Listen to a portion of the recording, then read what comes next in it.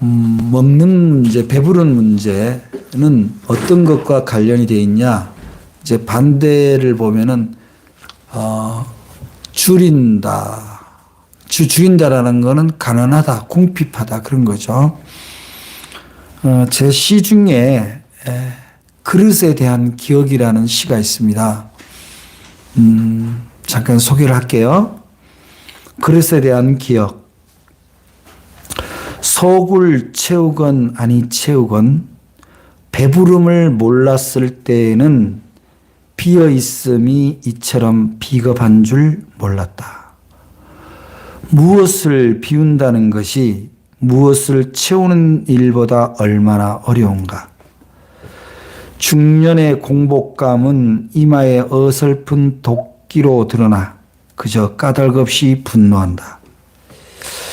이 풍진 세상 거처를 찾지 못하는 혼처럼 나를 휘감아 오는 기억이요. 내 유전의 가난한 기억이요. 이 시는 제가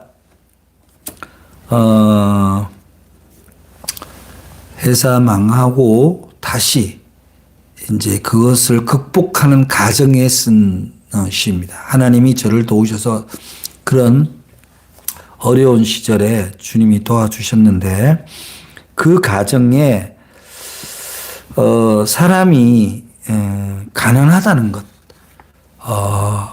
바닥에 있다라는 것, 그것이 차라리 원래 쭉 가난했으면 그러려니 했을 텐데 일정 부분 배고픔을 몰랐던 시절이 있었으면 그 배고픔이 더 서럽고 더 초라하게 느껴지는 겁니다. 그런데 제가 까닭없이 분노한다 뭐 이런 표현을 쓰는데 그건 무슨 얘기냐면은 지금 그 당시에 제가 그런 생각을 한 거예요. 이 시를 쓸 때 그러니까 한 1년쯤 되겠죠. 2020년이나 2021년쯤 될 텐데 그때 2001년 2002년 그러니까 2001년 2002년 우리 중서가 태어날 무렵. 그런데 내가 진짜 가난하고 내가 진짜 비어 있는 게 뭔가를 생각했던 거예요. 내한테 진짜 돈이 없는 건가? 돈이 없기 때문에 비겁한 건가? 돌아보면 돈이 없는 것이 아니라 믿음이 없었던 거야. 물질이 없어서 가난한 게 아니라 믿음이 없어서 가난한 거죠. 의의 가난입니다. 말하자면. 오늘날 많은 사람들이 크리스천이라는 종교의 의복을 입고 굉장히 거룩한 삶을 살지만 교회도 마찬가지입니다. 화려한 외형에 멋있는 내장, 세련된 성가대 있지만 실질적으로 자신한테 비어있는 게 뭔지를 몰라요. 대개 보이는 게 갖춰져 있으면 자기의 비어있는 것이 가려진다라고 생각을 하는 거죠. 오늘 말씀이 의에 줄이고 이렇게 납니다. 줄인다는 것은 굶다, 배고프다 이런 거죠. 그 다음에 목마른 자는 갈증이죠. 그러니까 이 두 개를 합치면 가난의 바닥에서 무언가를 갈구하는 상태가 되는데 그게 뭐냐면 의입니다. 의에 줄이고. 여러분 여기서 의는 한문으로 쓰면 당연히 오를 의자가 나오죠. 근데 성경은 우리한테 의를 어떻게 가르칩니까? 당대의 의인 아브라함, 모세, 노아, 욥 이 사람들을 무엇으로 의인이라고 그래요? 믿음으로 의인이 되었나니 이렇게 나옵니다. 믿음으로 의인이 되었다는 것은 다시 얘기하면 무슨 믿음인가요? 무슨 믿음? 하나님이 나를 잘 되게 해주실 것이라는 믿음입니까? 하나님이 나를 부자 되게 해주고 높여주실 거라는 믿음입니까? 기도하면 무조건? 그런 믿음이 나를 의롭게 하나요? 그런 의로움이 여러분들 부족해서 여러분의 삶이 피폐하거나 여러분의 삶이 나락했습니까? 그건 아닐 거예요. 오늘 우리가 의라는 것에 대해서 이해를 해야 의의 줄임자를 이해하게 됩니다. 성경은 너무나 명료하게 얘기합니다. 의인은 믿음이다 그랬어요. 믿음으로 의인이 된다고 그랬어요. 근데 이 믿음이 무슨 믿음입니까? 방금 제가 얘기한 대로 내가 예수 믿고 다른 사람보다 잘 사는, 부자 되는, 높아지는 그런 믿음의 의가 아니에요. 예수 진리를 따르는 믿음입니다. 예수 진리라면 내가 육신이 좀 고달프고 내 삶이 좀 다른 사람보다 가난해 보여도 그게 믿음이고 진리면 가는 거. 그게 의입니다. 즉 하나님의 의는 나의 유불리에 의해서 세워진 것이 아니라는 거예요. 예수 그리스도가 이 땅에 오셔서 십자가를 지고 우리를 구원하셨는데 그 구원의 의의는 뭐냐면 예수님이 선포하시고 예수님이 친히 행해 보이셨던 그 인간으로서 참 인간으로서의 삶, 그 의인의 삶이 진리입니다.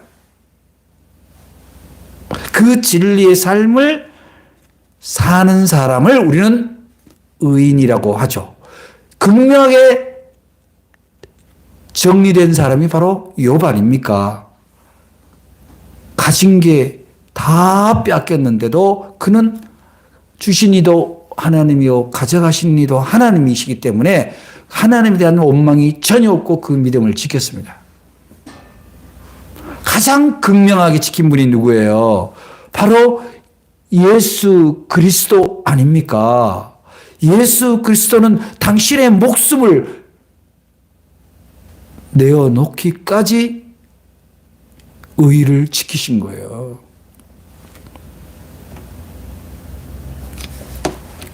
그런데 오늘날 우리 기독교인들 가운데서도 의에 대한 오해가 좀 있어요. 그게 뭐냐면은 자기 신념이 의인 줄 알아요. 나는 예수를 이렇게 생각해. 나는 종교를 이렇게 생각해. 나는 성경을 이렇게 봐. 그거는 자기 의는 될 수 있죠. 근데 예수님의 의는 아닌 거예요. 근데 그렇게 주장하는 것이 자기 목소리를 높이는 것이 마치 의인인 양 보인다 이 말이죠. 그다음에 주로 나타나는 의가 뭡니까? 율법은 자기를 비춰보는 거울이에요. 그런데 그 율법을 다른 사람을 정죄의 거울로 쓴다 이 말이야. 다른 사람을 심판하는 저울로 쓴다 이 말이야. 오늘날도 마찬가지다. 자기 종교의 의의를 다른 사람을 삿대질하고 다른 사람을 핍박하고 다른 사람을 무시하는 데 쓴다 이 말이에요. 그거는 의의가 아닙니다. 그 다음에 나타나는 의의 오해는 뭐냐면 자기 공로의 의예요. 내가 교회에 뭐뭐를 했는데, 내가 선교할 때 뭐뭐를 했는데, 내가 목사님한테 뭐 어떻게 했는데, 내가 11조를 얼마 했는데, 그건 자기 공로의 의죠. 그거는 의인이 아닙니다. 자랑하는 순간 믿음을 자랑할 때 예수 그리스도가 안 나타나고 자기 자랑이 나타나는 순간 그건 자기 의가 되는 거예요. 그 다음에 보통 나타나는 게 뭐예요? 교회 안에서 직분이 자기 의가 되는 사람이 있어요. 내가 그래도 목사인데, 내가 그래도 장로인데, 내가 그래도 권사인데, 내가 교회 생활 몇 년 했는데 그런 걸 내세우는 것은 의가 아닙니다. 절대로 의가 아닙니다. 예수님이 말씀하시는 의인은 하나님이 창조하신 이 창조 세계에 하나님을 닮은 사람을 창조하시고 그동안 많은 인류를 이 땅에 허락하셨습니다. 그런데 이 하나님의 세계가 마치 죽어서 가는 곳만 하나님 세계인 걸로 오해해서는 절대 안 되는 거죠. 여기에 하나님 세계가 어떻게 돼요? 하나님 나라가 돼야 된다는 거예요. 온전해져야 된다는 거예요. 그 일을 우리한테 맡긴 거예요. 너희들이 하나님의 백성이면 너희가 사는 땅이 하나님 나라, 즉 뭡니까? 천국이 되게 해라. 그것이 의인의 삶이다. 그런 얘기입니다. 자, 이제 의에 대해서 여러분이 좀 이해를 하셨다면 그 다음에 줄이다. 이게 뭐겠어? 줄이다. 제가 언젠가 얘기했죠. 우리 팔복강의 두 번째 날 심령이 가난한 사람은 복이 있나니 천국이 그들 것이다. 하나님 나라에 그들 것이다. 왜 그러냐면은 가난에는 두 가지가 있다 그랬죠. 적극적 가난과 소극적 가난이 있다. 소극적 가난은 뭐냐면 그냥 자기 환경이 그냥 가난한 거예요. 가난한 거예요. 그냥 물리적 가난이에요. 그래서 가난하다고 생각하는 거예요. 근데 적극적 가난은 뭐예요? 말하자면은 내가 충분히 나의 유익을 챙기고 다른 사람보다 배부르게 살 수 있지만 그것을 나누느라고 그것을 하나님의 일에다가 함께 하느라고 좀 더 줄인 상태. 그게 적극적인 가난입니다. 꼭 물질을 얘기하는 건 아니에요. 나의 심령이 나의 영적인 상태가 하나님으로 인하여 갈급한 상태가 되어야 그게 가난한 상태라 그랬잖아요. 그런데 우리는 그런 적극적 가난, 그리고 줄임으로 가려면 어떻게 되면 자기 욕망을 억제해야 돼요. 자기 의의를 줄여야 줄인 자가 되는 거예요. 참 어려워요. 이게 기독교인이 된다는 거는 참 어떻게 보면은 참 세상으로 보면 이상한 거죠. 그러면 그 사람들이 다 가난하게 사느냐? 그렇지 않아요. 오늘 말씀의 결론이 뭐예요? 주님이 뭐라고요? 의에 줄이고 목마른 자는 복이 있나니 그 다음에 결론이 뭐예요? 그들이 배부르다고 나와. 이야, 이런 은총의 말씀이 어디에 있습니까? 여러분 배부르기를 원하시면 의에 줄인 자가 되시기를 주의 이름으로 간절히 축복합니다. 예수님께서 이 하신 의에 줄이고 목마르다는 말씀은 무엇을 하냐면은 그냥 먹는 것 중에서 금식을 오래 해라. 내가 금식을 며칠 금식을 했니? 이런 거 자랑할 거 없어요. 나는 그런 거를 좋아하지 않습니다. 했으면 한 거지. 나 며칠 금식했니? 며칠 40일 금식해갖고 입 돌아간 사람 많이 봤습니다만은 그것이 자랑이 될 수는 없어요. 그냥 그거는 자기가 하나님하고 자기와 관계 속에서 자기의 문제인 거죠. 그것이 신앙의 표준이 될 수가 없습니다. 진짜 줄인다라는 건 뭡니까? 예수님이 말씀하신 진리를 따라 살아가기 위해서 자기를 억제하는 거예요. 자기 가치도 억제하고 자기 경험도 억제하고 자기 갖고 있는 것들을 마음대로 안 쓰는 거예요. 그래서 지난주에 온유라는 게 뭐라 그랬어요? 예수님이 온유라는 것은 마치 예수님이 베드로가 벤 말고의 길을 다시 붙이면서 칼로 흥한 자 칼로 망한다 그랬잖아요. 그러니까 자기 거를 있는 그대로 다 쓰지 않는, 여기서 우리는 가진 게 별로 없으니까 다 쓸 것도 없죠. 말하자면은 자기의 생각, 자기의 욕망을 다 표출하지 않는 상태입니다.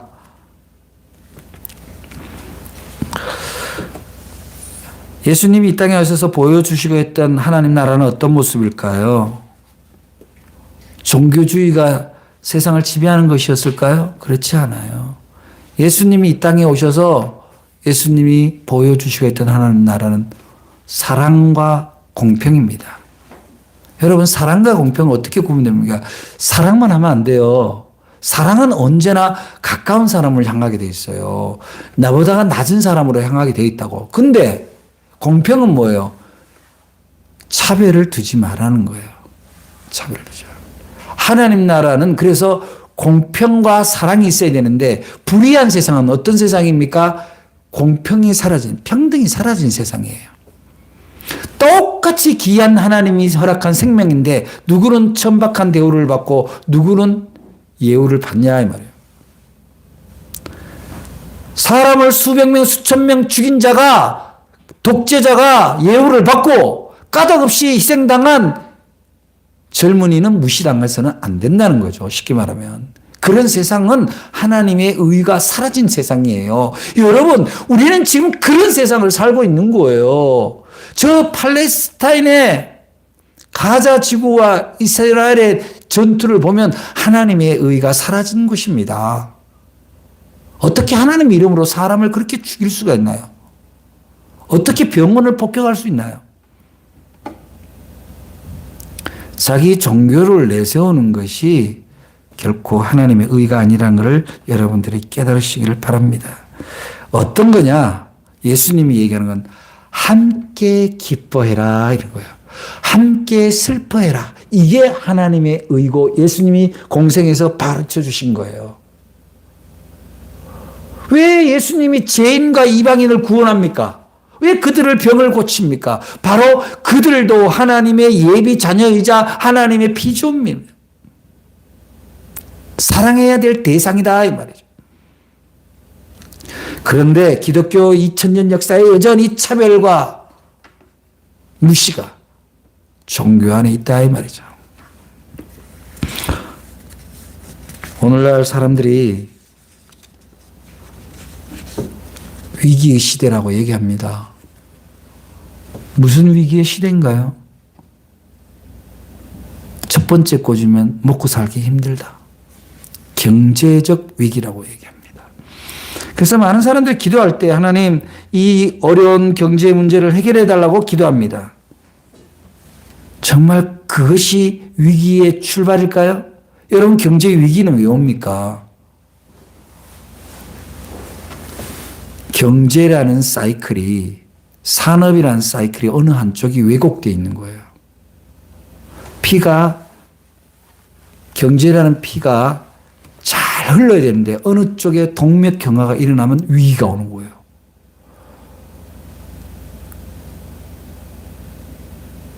이 은행은요, 제가 볼 때는 이 은행이 제가 어떨 때 생각할 때는 이걸 공공재로 바꿔야 된다 이런 생각이 들어요. 은행을, 금융을.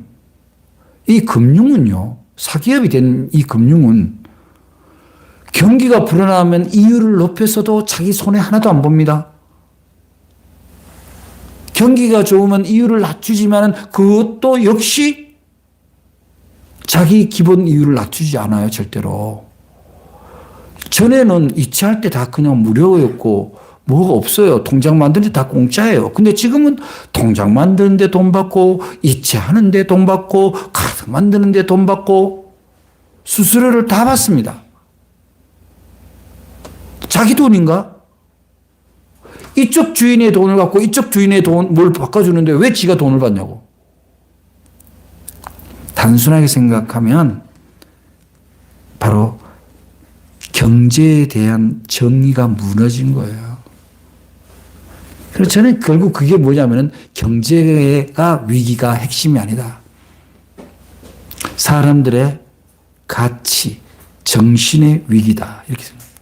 그걸 좀 더 얘기를 하면 우리 기독교인은요, 코로나를 지나가면서 진짜 위기는요, 코로나 시대 다 자영업자들이 힘든 거 맞아요. 기독교인들 자영업자 많아요. 힘들어요. 그럼 예배가 무너져도 되나요? 경제가 어려우면 예배가 무너져도 되냐고. 왜 교인이 줄어듭니까? 왜 예배 참여자가 줄어듭니까? 왜 삶의 예배가 바로 서지 않을까요? 왜 교회에서만 거룩하고 바깥에 나가면 똑같을까요? 진짜 위기는 뭔가요? 경제가 아니라 삶의 예배가 무너진 거예요. 진리의 삶이 무너진 겁니다. 진리의 위기입니다. 내가 진리의 삶을 살지 않는 내가 위기인 거예요. 여러분 오늘 예배 드리지만 여러분의 예배가 그저 일주일에 한 번 왔다 가는 예배가 되지 않기를 주의 이름으로 간절히 부탁을 드립니다. 내 안에 있는 정말 줄이는 문제가 뭔가를 찾으시길 바랍니다. 여러분 안에 믿음의 의가 줄여져 있다고 믿으시면 이 시간 주님 앞에 간절히 간구하시기를 바랍니다. 갈급한 심정에 대해서 믿음의 의가 여러분 앞에 채워지기를, 그것으로 여러분의 삶이 배불러지기를 주의 이름으로 정말 간절히 부탁을 드리는 거예요. 여러분 시편 42편에 보면 다윗이 이런 시를 쓰고 고백합니다. 내 영혼이 하나님 곧 생존하신 하나님을 갈망하나니 내가 어느 때에 나아가서 하나님 앞에 배울고 내가 전에 성의를 지키는 무리와 동행하여 기쁨과 찬송의 소리를 바라며 저희를 하나님의 집으로 인도하였더니 이제 이 일을 기억하고 내 마음이 상하는도다. 그렇게 자신의 상태를 고백하면서 이어서는 뭐라고 고백하냐? 내 하나님이여 내 영혼이 내 속에서 낭망이 되므로 내가 요단 땅과 헤르몬과 미살산에서 주를 기억하나이다. 이 시편 42편을 쓸 때는 언제냐면은 다윗이 아들 압살롬이 반역을 일으켜서 아버지를 죽이려고 해치려고 쫓아오던 때 도망가서 쓴 시예요. 여러분 오늘 잘 들으시기 바랍니다. 그러면 다윗이 이런 시를 쓰면서 주님 저 왕궁을 저한테 회복시켜주고 정권을 저한테 회복시켜주시고 제 아들을 벌하소서 이렇게 기도하지를 않고 그런 내용은 없고 이렇게 내 영혼이 하나님 곧 생존 하나님 하신 하나님 살아계신 하나님을 갈망한다, 갈급해한다, 목말라 한다 이렇게 얘기를 하고 있잖아요.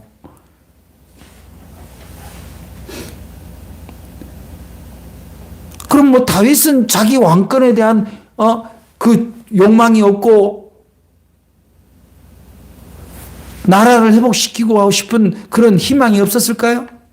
그런데 왜 그 가서 예배 드리는 걸 그리워하고 있냐고. 바로 그것이 다윗의 위대함이에요. 다윗이 전쟁에서 이겼기 때문에 위대한 것이 아니라 위기 속에서 진짜 위기가 뭔가를 안다는 거예요. 여러분들의 삶 속에서 위기가 무엇입니까? 물질입니까? 건강입니까?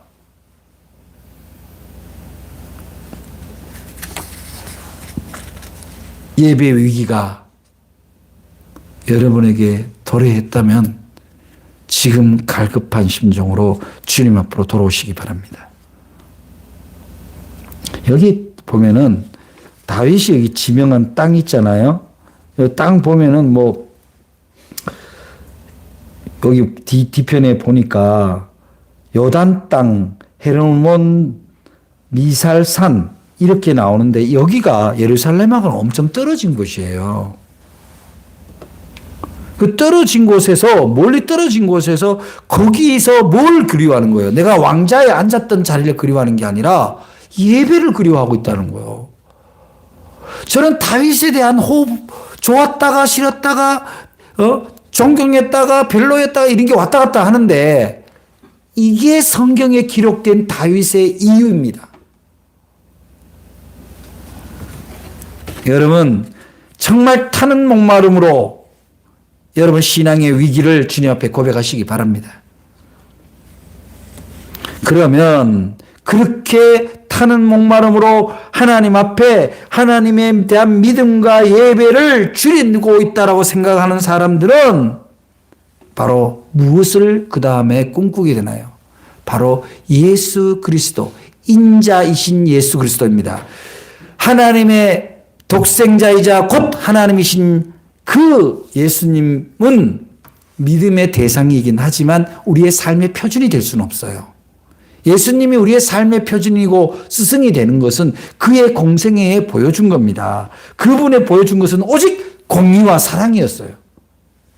예수님의 공의와 사랑이 넘치는 세상을 위해서 그것을 갈급하고 간절히 소망하는 사람들이 바로 의에 줄인 사람이다.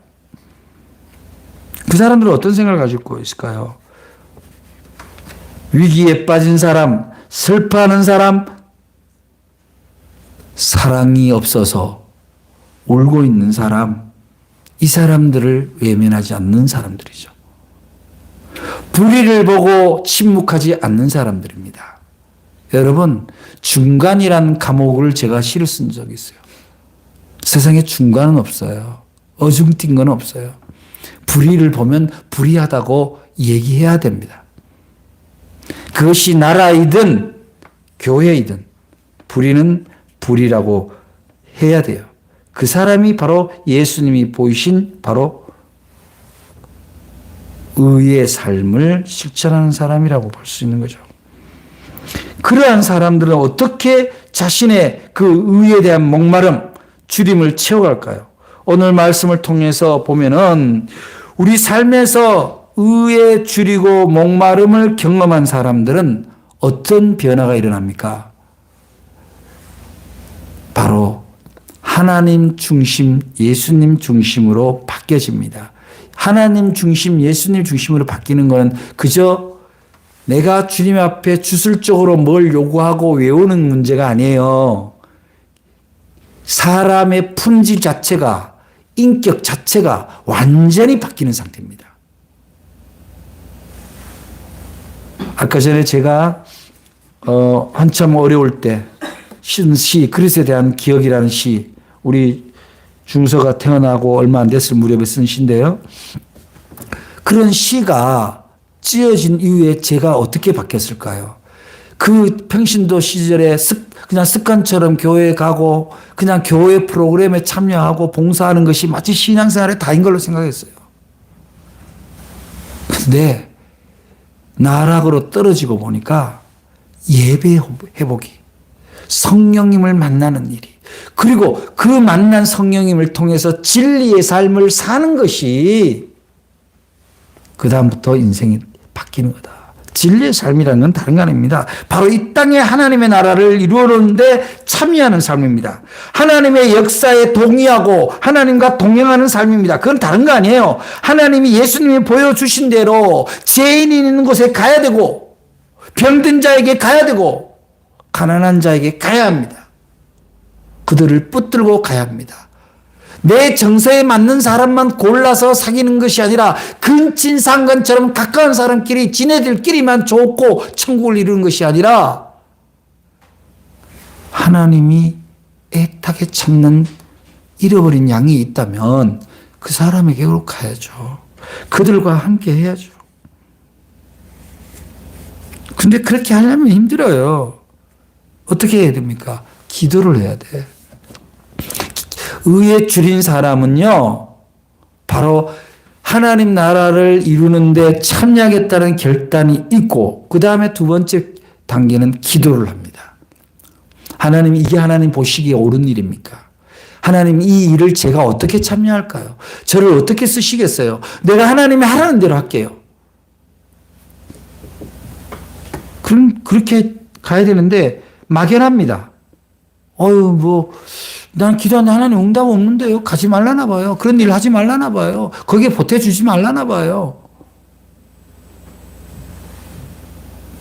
바로 그러한 하나님께 묻고 진리를 따르는 것은 바로 하나님의 말씀, 즉 성경을 통해서 가능한 거예요. 성경 공부 안 하는 사람이, 성경 묵상 안 하는 사람이 진리의 삶을 산다? 예수 그리스도를 믿는다? No. 말씀과 기도가 빠진 어떠한 의도 옳지 않습니다. 그 다음에 의에 줄인 사람은 줄인 사람들과 함께 연합할 줄 압니다. 여기서 줄였다는 건 가난한 사람끼리 아니에요. 의에 줄인 사람입니다. 믿음에 갈급한 사람, 진리의 삶을 추구하는 사람, 그 사람들과 함께 손에 손을 잡고 나 혼자 하기에는 힘이 약하니 우리 함께 힘을 모아서 주님의 나라를 이루어 갑시다라고 하는 그 연합이 바로 의에 줄인 사람들의 모습입니다. 어디로 갑니까? 바로 선교를 향하여 가는 거예요. 교회 봉사를 넘어서 선교라는 거 뭐예요? 어둠이 있는 곳에 빛을 보여주는 게 선교예요. 죽음이 있는 곳에 생명을 보여주는 게 선교입니다. 여러분은 직장 공동체 안에서, 여러분 가정 안에서 죽임의 문화를 두고도 모른 척하고 있지 않습니까? 나만 살면 돼. 내가 먼저야. 그래서는 여러분들은 의인이라고 하기 어렵겠죠. 그런 사람들은 결국 의인은 나중에 어떻게 합니까? 성경의 말씀을 따라서 자기의 해야 할 바를 찾고 해야 할 바를 설득하고 해야 할 바를 선포하는 사람입니다. 제가 군인교회에 있을 때요, 장교들을, 간부들한테 교육을 한 적이 있어요. 근데 기독교 장교들이죠. 뭐 군인교회 나온 사람, 딴 교회 나온 사람 있는데 제가 얘기했어요. 여기 담배 태우는 분들, 또 가음하시는 분들, 내가 분명히 얘기하는데 선포해라. 당신이 그리스도인이라는 걸 선포해라. 어디를 가서든. 죄송합니다. 제가 신앙인이라 이렇게 함께 어울리지 못해 죄송하다고. 그게 두려우면 당신의 믿음은 싸구려다. 당신이 돈을 어디에 쓰느냐가 당신을 설명한다. 당신은 하나님이 기뻐하는 일에 얼마나 돈 쓰고 있나.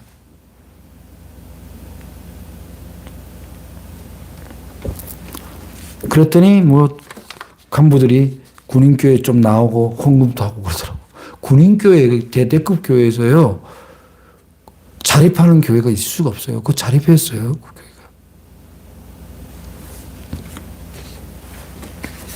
사랑하는 여러분, 여러분들이 주님의 말씀을 전적으로 믿고 의지할 때 그것을 반대하는 상대를 만날 때 두려워하지 마시기 바랍니다. 그 말씀에 의지하여 여러분의 해야 할 바를 선포하시기 바랍니다. 그래서 이제 우리는 주님이 일러주신 이 복의 삶을 살기 위해서는 의에 목마른 자가 되어야 할 것입니다. 그래야 우리의 삶이 풍요로워요. 우리의 삶은 물질로만 풍요로워지는 것이 아니라 우리의 영적인 풍요로움이 주어질 때 함께 배부름이 있다는 사실을 여러분들이 믿으시기를 바랍니다. 누군가가 불의하여 불공평하여 희생당하고 가난하고 죽음에 빠져 있는데 우리는 그들을 무시하고 아무것도 모르는 양 자기만의 만족을 위해서 살아간다면 그것은 의에 줄인 자의 모습이 아닌 거죠. 사랑하는 여러분, 오늘부터 이 시간부터 결단하시기 바랍니다. 여러분은 의에 줄인 자, 즉 의인으로 가는 순례자입니다. 여러분의 순례의 예정지에는 누가 있습니까? 하나님 나라를 갈망하는 사람들이 있는 거예요. 구원을 바라는 사람들이 있는 거예요. 위로를 바라는 사람들이 있습니다. 거기로 가서 함께 울어주고 함께 나누는 사람이 의의 줄인 자입니다. 거기서 예수를 선포하시기 바랍니다. 예수님이 당신을 사랑합니다. 그래서 나를 보냈습니다. 예수님이 당신을 사랑합니다. 그래서 내게 이 물질을 주셨습니다. 나는 이 물질을 예수 그리스도 이름으로 당신에게 줍니다. 사랑하는 여러분, 여러분의 의인으로 가는 길을 포기하지 마시기 바랍니다. 의에 줄인 자의 모습을 초라하게 생각하지 마시기 바랍니다. 여러분은 주님이 부른 사람이에요.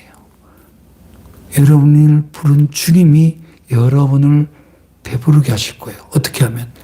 의에 목말라 하면. 기도하겠습니다. 사랑의 하나님 아버지,